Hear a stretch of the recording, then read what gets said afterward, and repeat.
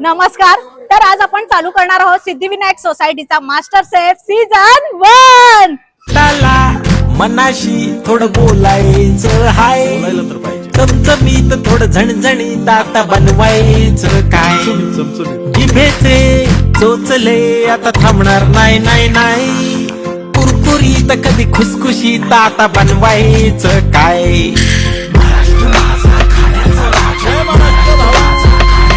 पुण्याची भाकरवाडी, कोकणात सोलकढी, नाशिकची मिसळ तर ठाण्याची भेळ भारी, खानदेशी कालवण, विदर्भाचा ठसका, मुंबईचा वडापाव, मराठवाड्याचा ठेचा.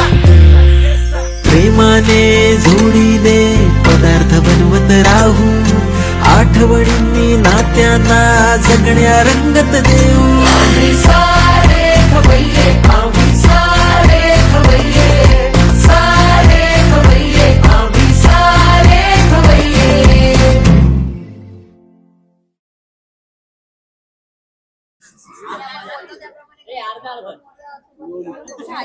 बरोबर सुरुवात झाली. कट कर ना.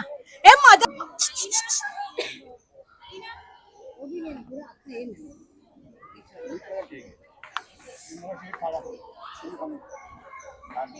नाही, उकडीचा मोदक आहे. छान आहे, छान आहे, सॉफ्ट. ते लागला साधारण बनवायला 1 तास सुरुवातीपासून पासून पुरण बनवणे आणि मोदक वाफवण्यापर्यंत. आणि हे जे आहे हे पूर्ण रव्याचं. माझं रव्याचं आहे. अरे वा. बाहेरचं कोटिंग रव्याचं आहे, तांदळाचं नाही.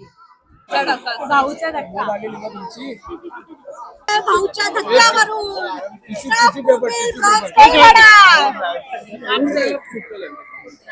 कापली हे असंच आहे खायला. हे स्टॉप बोंबील. सुरमई.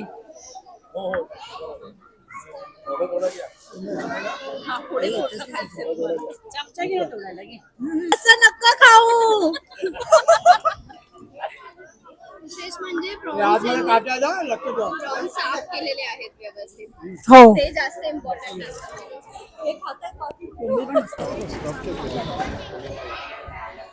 विशेष म्हणजे प्रॉन्स तुम्ही साफ केलेले आहेत, जे जास्त इम्पॉर्टंट असतं प्रॉन्स मध्ये. मला विचारून झणझणीत थाळी. नरम आहे ना. ऐक ना, मला तुला एक प्रश्न विचारायचा आहे. हो नक्की. तू हा प्लेट का वापरला? प्रेझेंटेशन साठी.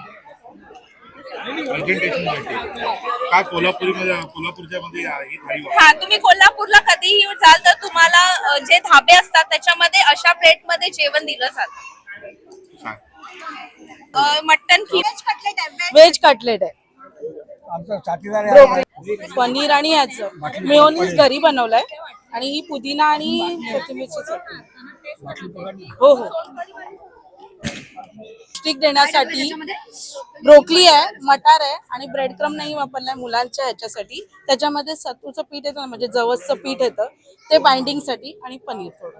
म्हणजे मस्त कसं झालं मग ब्रेड क्रम्स न लावता. ना ब्रेड क्रम ते सत्तू आपलं जवसचं पीठ येतं ना, ते पौष्टिक, म्हणजे मुलांना सगळं हे जायला, आणि मुलांच्या टिफिनला आपण असं वेगळं थोडं पौष्टिक झटपट होणारी डिश.